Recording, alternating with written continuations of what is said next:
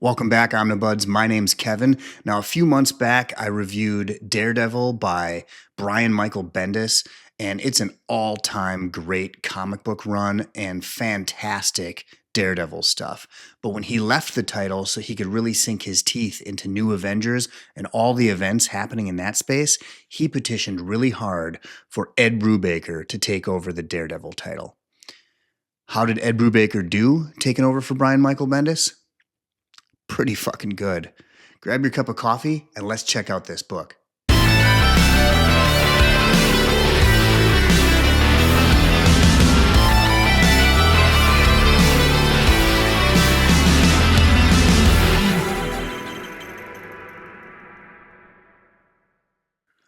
All right, Omnibuds, here is the cover that I have for Daredevil by Ed Brubaker and Michael Lark, Volume 1. This is a very thin omnibus. That never really bothers me, but here's a look at the spine. And here's a look at the covers on the back. This was nominated for 3 Eisner Awards, Best Continuing Series, Best Writer, and Best Penciler/Inker Team. This has the first, I think, 24 issues of Brubaker's run, and then the next omnibus has the next 17, I think. So why wasn't this one omnibus instead of 2? We'll never know, but I'm just happy we've got it collected. So this collects Daredevil 82 through 105, and issue 100, we see the return of a lot of former artists. But let's take this dust jacket off because we're not animals.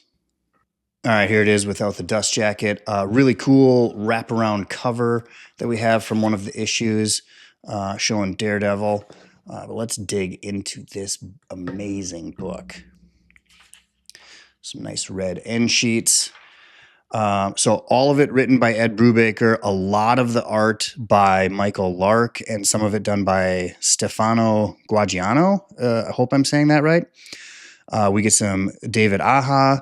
And then in issue 100, where is it? We get Michael Lark, Stefano Guadino, Marco Djurdjevic, John Romita Sr., which is really cool seeing him return to the book, Al Milgrom, Gene Colan, Bill Sienkiewicz, Alex Maleev, and covers and a few pages done by Lee Bermejo.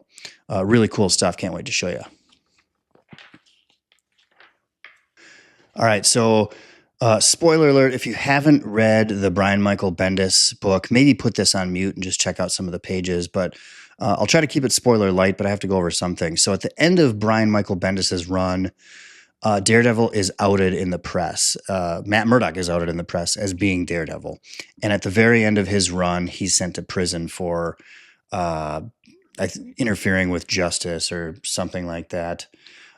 So we've got Matt Murdock in prison, and the streets of Hell's Kitchen are unguarded. Here's that wraparound cover that we had on the front. And we kind of learn about what's going on with Matt in prison. And because Matt's a blind man, initially he's put into solitary confinement. But behind the scenes, there's this FBI director and senator who really want to screw Matt over. But who's pulling their strings? But they're really trying to make Matt's life in prison hell. All the while this is happening, Matt Murdock is in prison. There's another Daredevil out on the streets. Someone's parading the streets dressed as Daredevil, and who is it? I don't want to give it away, but definitely a really cool mystery in this book. Is it Spider-Man trying to cover for Matt Murdock? Who knows? But Matt's in prison. He gets a lot of attention as he's been outed as being Daredevil, and a lot of the people are in prison because of Matt. Well, during a visit from his lawyer, Foggy Nelson, Foggy's attacked, beaten, and stabbed. And while this happens, Matt is in solitary confinement, cannot break out to help Foggy. And at the end of this first issue, Matt hears Foggy's heart slowly beating slower and slower. And at the end of the issue, we're left with this: is Foggy dead? No one knows. And the Daredevil Born Again TV show was inspired heavily from this. So like I said, Matt Murdock is, his life is hell in prison. He's in solitary confinement. He is let out to attend a funeral for someone who's close to him. But when he returns, this FBI director and this senator from New York, who's like, again, someone's pulling their strings, They make it so that Matt Murdock is no longer protected in solitary confinement, but he goes to Gen Pop, or general population. And around the same time, Wilson Fisk is moved to the same cell block. Imagine that. The people that are behind the scenes kind of pulling these strings, and we'll learn more and more about them. And we get some really cool Ben Urich stuff here, but they really want Matt and Wilson Fisk to kill each other. That would really solve a lot of problems.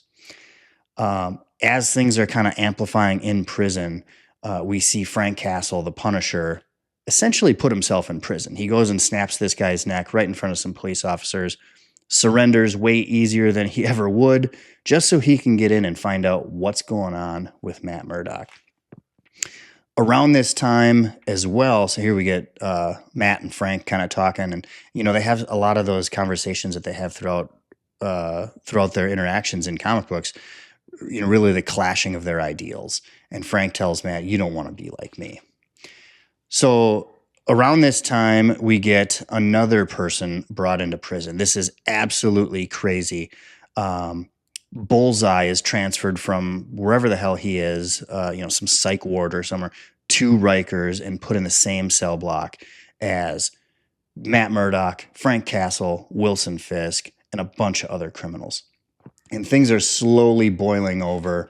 A prison gang war is near explosion levels, and it's just really cool stuff. And all the while, Matt's still trying to prove that he is not Daredevil. So he does not want to be seen on camera fighting. He's a blind man. He's a blind lawyer from Hell's Kitchen. So he's got that. He's got to go around the guards. So at some point, spoiler alert, Matt's still not in prison as of 2026. Matt gets out and he confronts this other Daredevil who's been parading the streets. Who is it? The next issue we get into is called, what is this called? The Secret Life of Foggy Nelson. So we learn a little bit more about Foggy and what happened during that prison stabbing and where he is and what's going on in his life. I don't want to give away too much because this is a big plot point in this story. But now Matt Murdock is out of prison and no one knows where he is. He's parading around as this Matt Mallory or Mallory Murdock or something like that. But the first thing Matt does when he gets out of prison is he wants to investigate who attacked his lawyer in prison. How did that happen? Was the prison involved? Were the guards involved? And it sends him on this excursion, we'll call it, to Europe. And he spends a lot of time in Portugal. And we meet this guy called the Matador. And Matt's going after this lawyer called Lennox or something like that. And so he cozies up to this lady named Lily Lucha. She's the daughter of this local crime boss who this lawyer also works for. This was really cool stuff to see Matt Murdock out of Hell's Kitchen. It gave me really like James Bond vibes. He was kind of, he starts off in a casino and he's counting cards, and it just gave me really cool Matt Murdock as James Bond vibes. So as he's out here, he learns more and more about, who's pulling the strings behind the scenes and who's controlling all these people. And this Lily Lucha person who we meet, she has this ability to kind of control men through pheromones. Men who are near who want to do everything to make her happy and quickly fall in love with her. And that's going to play a part through the rest of this story. So as we get through this, we get a little Wilson Fisk's wife in here, and what is she doing behind the scenes? At this time, Wilson's still in prison, and around this time, this is probably when Spider-Man in Back in Black goes to prison and beats the crap out of Wilson Fisk.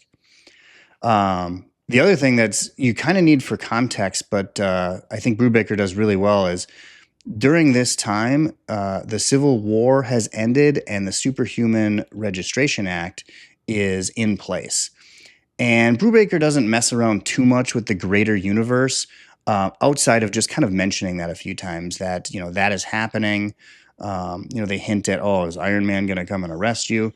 But really this thing stands alone on its own. It doesn't rely on any of the other stories happening in the greater universe. So the final arc we get in this first Brubaker Omnibus is called To the Devil His Due.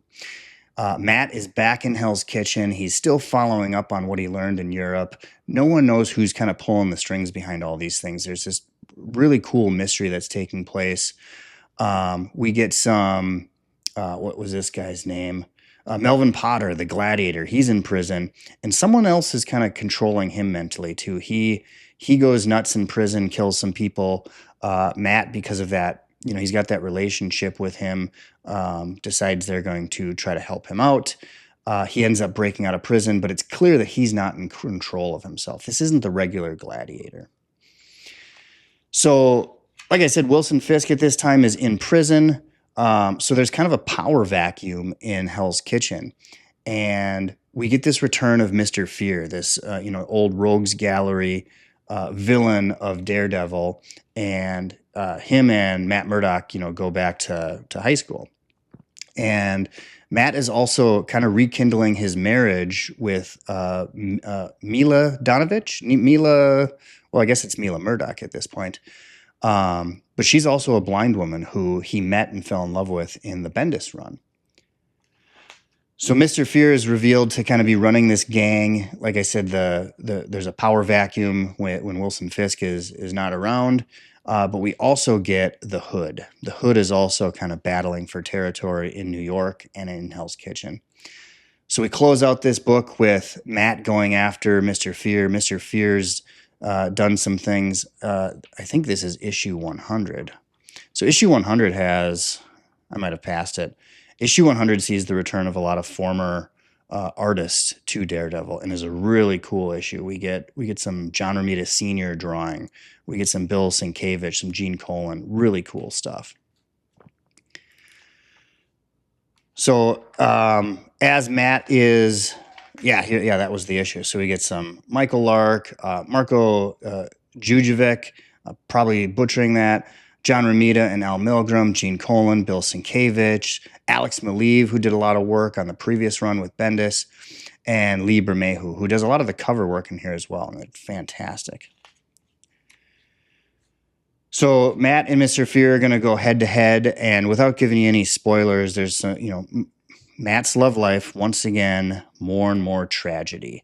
So absolute heartbreaking kind of finale for Matt's wife, Mila. And I'm really excited to see where he picks this up and where he goes next. But we see Matt, at a very brutal time in his life. He was in prison. His wife's under attack. His friend Foggy was stabbed. This was a really cool story, and really excited to get into the next volume. Let's check out some of these variant covers.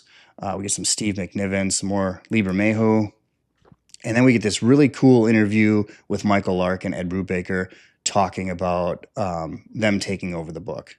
But that is Daredevil by Ed Brubaker, Volume 1. So the first half of Ed Brubaker's run on Daredevil, I thought was phenomenal. I thought he did a fantastic job of picking up on those threads that Brian Michael Bendis had left. Daredevil in prison. How the hell is he going to get out of there? We saw Daredevil in prison go up against Bullseye, Wilson Fisk, the Owl, Hammerhead, a bunch of his old villains, and really putting Matt Murdock in a tight bind. How does he get out of prison? Fantastic story.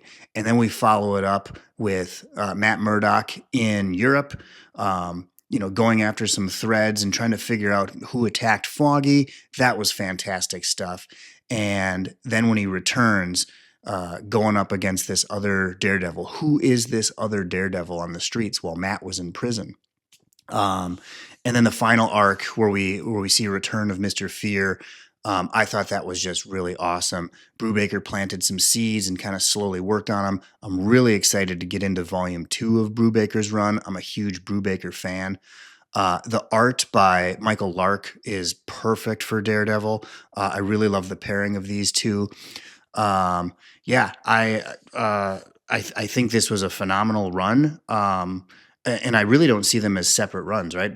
Brian Michael Bendis to Ed Brubaker, it's almost just one kind of cohesive piece. But Brubaker was perfect for taking over this title. Brubaker's really good at that street level crime and mystery kind of stuff. So really love that. A standout in this book, I think, was issue 100, where we saw the return of a lot of former Daredevil artists that we went over in the book. Really cool stuff.